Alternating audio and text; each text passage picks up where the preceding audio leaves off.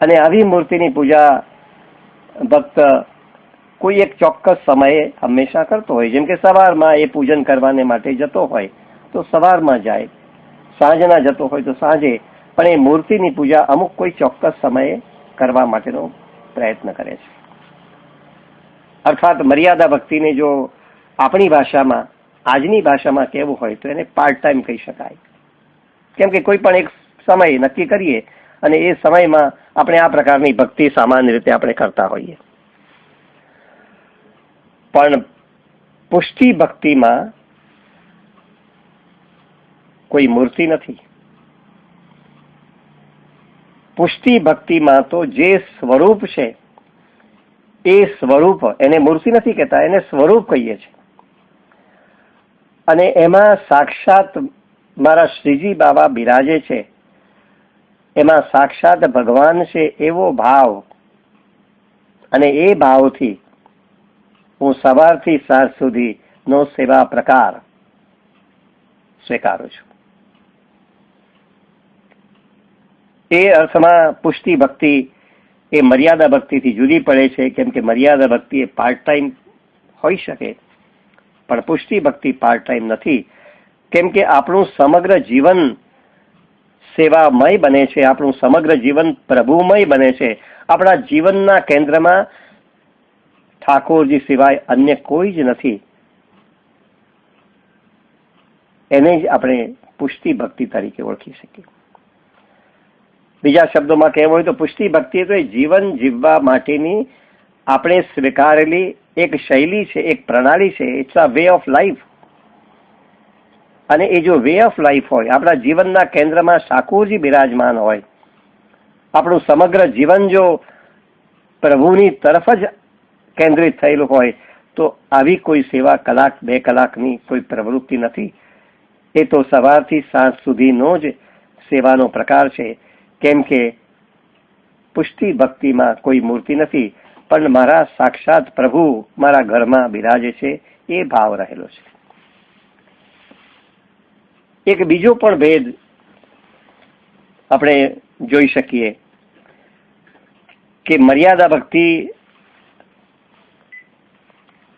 સકામ હોઈ શકે, એ નિષ્કામ પણ હોઈ શકે.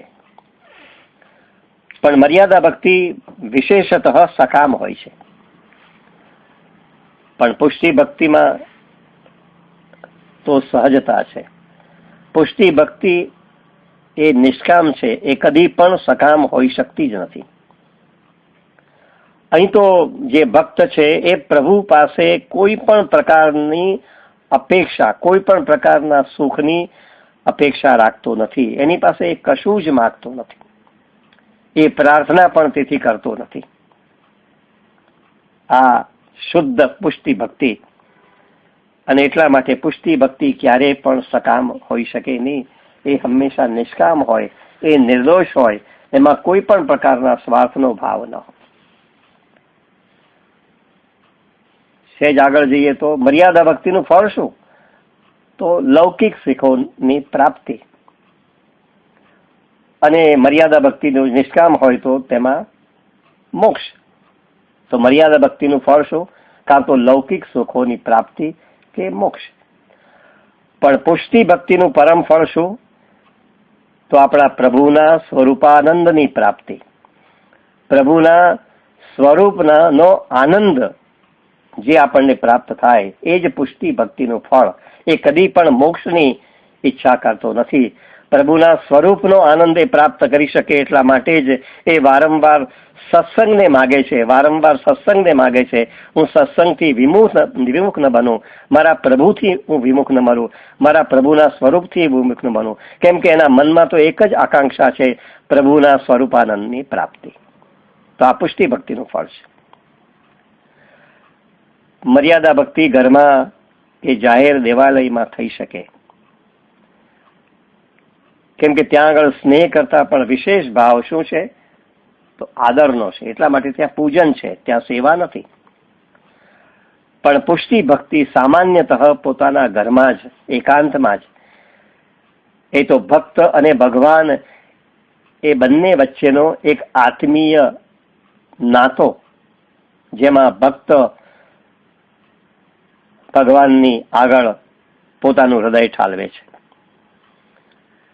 એટલે પુષ્ટિ ભક્તિ પોતાના ઘરમાં જ એકાંતમાં જ થતી હોય. પુષ્ટિ ભક્તિ જાહેર દેવાલયમાં શક્ય નથી, કેમ કે પુષ્ટિ ભક્તિ કેવળ સ્નેહ પ્રધાન છે. એમાં આદર કરતા પણ મુખ્ય ભાવ જે રહેલો છે એ તો સ્નેહનો ભાવ છે. આમ મર્યાદા ભક્તિ અને પુષ્ટિ ભક્તિ આ બંને વચ્ચેનો જે ભેદ છે, ભેદના જે તત્વો છે, એને આપણે જો પારખી લઈએ તો પુષ્ટિ ભક્તિની જે વિશેષતા છે એ આપણા હૃદયમાં આરૂઢ થાય. એક બીજી વિશેષતા પણ મૂકી શકાય પુષ્ટિ ભક્તિની. ભક્તિ અને સંસાર એ પરસ્પર વિરોધી છે. પ્રભુનો પ્રેમ અને સંસાર પરત્વેનો મોહ આ બંને એકી સાથે જઈ શકે ખરા? જાતને ચાહવું અને જગદીશને પણ ચાહવું આ બંને એકી સાથે શક્ય બનતું નથી. એટલે જગદીશને જો ચાહવું હોય તો જાતને ચાહવાનું ધીમે ધીમે આપણે ઓછું કરવું પડે. એટલે શ્રી મહાપ્રભુજી આપણને સમજાવે છે કે આપણા હૃદયમાં ભક્તિનું બીજને જો ઉછેરવું હોય તો ધીમે ધીમે સંસાર પરત્વેનો જે મોહ છે એ આપણે ઘટાડવો પડે, એ ઓછો કરવો પડે, કે જેથી કરીને જગદીશને આપણે વધારે સહેલાઈથી, વધારે સહજ ભાવથી અને વધારે સરળ રીતે આપણે પામી શકીએ. અલબત્ત એને માટે ગૃહસ્થાશ્રમનો ત્યાગ કરવાનો નથી. આ એક મૌલિક વાત શ્રી મહાપ્રભુજી આપણને સમજાવે છે કે ગૃહસ્થાશ્રમનો ત્યાગ નહીં, પણ માત્ર સંસારની અહમતા મમતાનો જ ત્યાગ. સંસારનો ત્યાગ એટલે સંસારની અહમતા મમતાનો ત્યાગ, ગૃહસ્થાશ્રમનો ત્યાગ નહીં.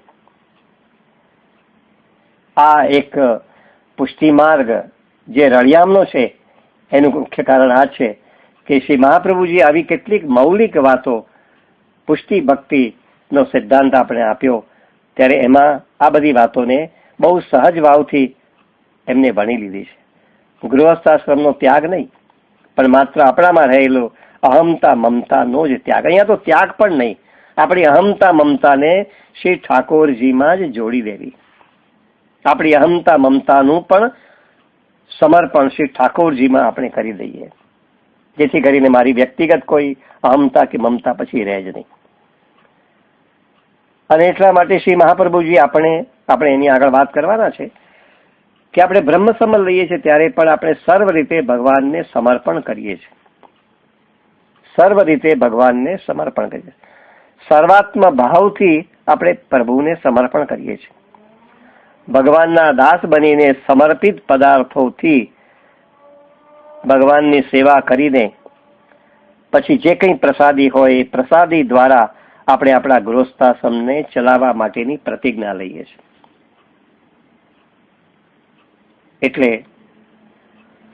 ગૃહસ્થાશ્રમનો ત્યાગ કર્યા વિના આપણી અહમતા મમતાને જ છોડવાની વાત છે, અથવા તો અહમતા મમતાને શ્રી પ્રભુમાં જોડી દેવાની વાત છે. એવો એક સમર્પિત ભાવ શ્રી પ્રભુમાં આપણે કેળવીએ. અલબત્ત મેં પ્રારંભમાં કહ્યું તેમ કે પ્રેમ પાંગરે એટલા માટે, પ્રેમને વસંતની કૂપળો ફૂટે એટલા માટે ઠાકોરજીનું મહાત્મ જ્ઞાન હોવું જોઈએ.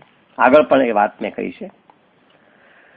અને ઠાકોરજીનું મહાત્મ જ્ઞાન એટલે શ્રી કૃષ્ણ કોણ, એનું નામ શું, એનું સ્વરૂપ શું, એના ગુણ શું, એની લીલાઓ શું, આ બધાની એક વિસ્તૃત કહી શકાય એવી સમજણ જો પ્રાપ્ત કરવાનો પ્રયત્ન કરીશું તો ખરેખર શ્રી કૃષ્ણમાં પ્રેમ લાગ્યા વિના, પ્રેમ થયા વિના નહીં રહે. કેમ કે મહાત્મ જ્ઞાન ની સમજણ દ્વારા જ શ્રી ઠાકોરજીમાં બહુ સહજ ભાવથી આપણો પ્રેમ પાંગરી શકે. વ્યક્તિના લૌકિકમાં કોઈ વ્યક્તિને આપણે જો ઓળખીએ, સાચા અર્થમાં જો ઓળખીએ